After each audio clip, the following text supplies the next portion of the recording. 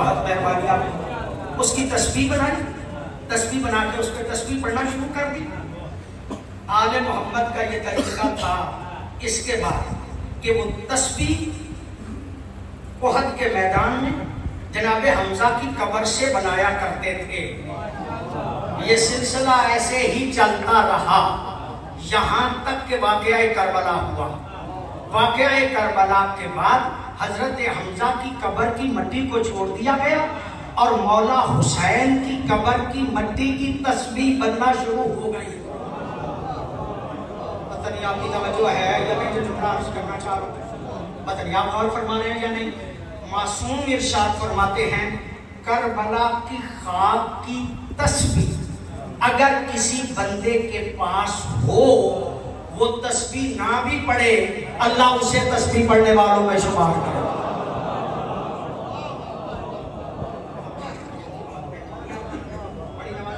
बच्चा पैदा हुआ है, जल्दी बेटा बच्चा पैदा हुआ है, उसको गुट्टी देना चाहते हैं।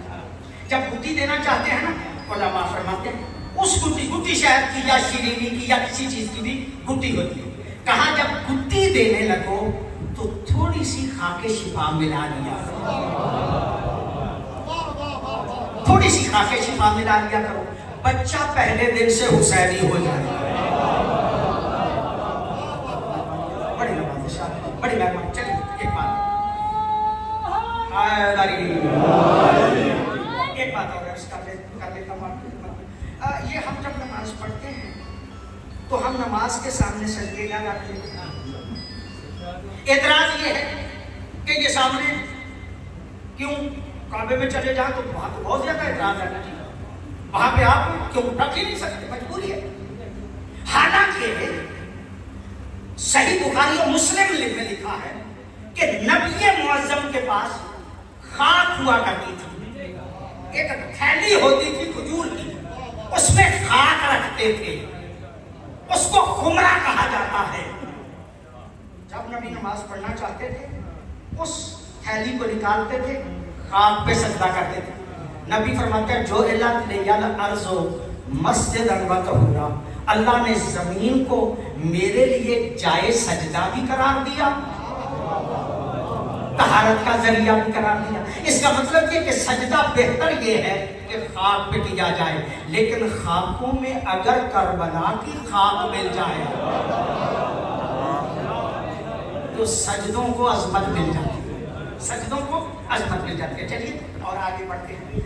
जब बंदा इंतकाल करता है तो हमारे यहाँ मुस्तहब है कि जब कब्र में उसे उतारो तो उसके दाहिने रुखसारे के नीचे करबला की खाक रखो। तो मैं बात जो अर्ज करना चाहता था वो कर चुका। बच्चा पैदा होता है तो गुट्टी में खाक मिला, तस्बीह करना चाहते हो तो करबला की मिट्टी की हो, सजदा करना चाहते हो तो खाके करबला, मर गए हो तो साथ खाके करबला हो। पता नहीं आप तवज्जो फरमा रहे हैं या नहीं जो जुमला अर्ज करना चाह रहा हूँ। इसका मतलब ये हुआ कि पैदा होने से लेके मरने तक खाके करबला क्यों है? इसलिए कि करबला याद रहे। मरने से लेके पैदा होने से लेके करबला तक करबला याद रहे, और जब करबला याद रहेगी तो हुसैन याद रहेगा, और जब हुसैन याद रहेंगे तो पता चलेगा कि हुसैन ने कुर्बानी किस मकसद के लिए दी थी। फिर पता चलेगा कि जिस दीन की खातिर हुसैन ने कुर्बानी दी थी वो दीन कितना की होती है। एक दोस्त का जुमला बस कह के इजाजत चाहता हूं। आपकी मालूमात में है, मैं तारीख का छोटा सा तालिब इल्म होते हुए ये जुमला अर्ज कर रहा हूं। पहली हुकूमत के दौर में अबू सुफियान गया दरबार खिलाफत में और अपने बेटे के लिए गवर्नर ही लेके निकला। इसका पहला बेटा यजीद बिन अबी सुफियान पहला गवर्नर बना। दमिश्क, उसका इंतकाल हो गया।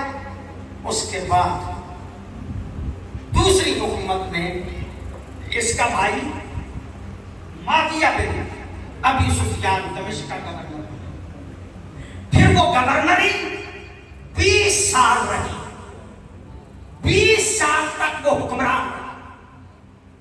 मैंने अर्ज कर दिया जो अर्ज करना था। कुल मुद्दत बन रही है 43 साल, 43 साल ये हुकूमत में। 43 साल तक दमिश्क में जितना दीन पहुंचाया या दीन की वजाहत की वो बनी उमैया ने की।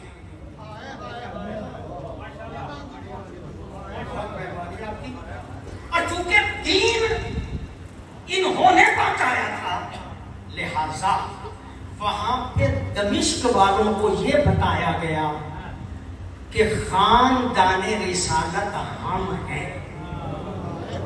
बनी उमैया ने उनके ज़हनों में डाला कि खानदाने रिसालत हम हैं। और हजरत अली के बारे में हमने क्या बताया मुझे बाकी नहीं पता।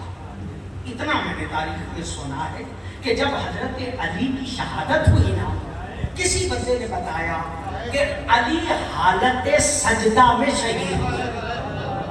ये जुमला कहना था।